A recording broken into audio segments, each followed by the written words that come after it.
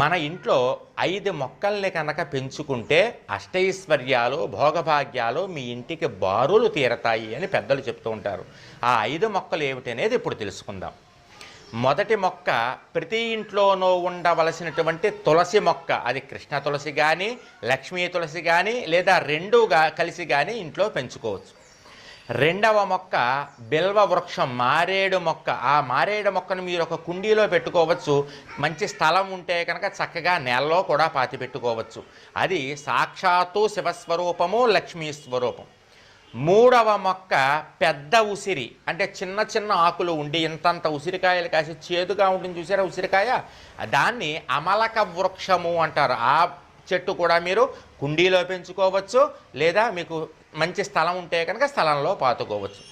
ఇక 4వ చెట్టు మీరు పెంచుకోవాల్సింది ఏమిటయ్యా అంటే అరటి చెట్టు. ఏ ఇంట్లో అరటి చెట్టు ఉంటుంది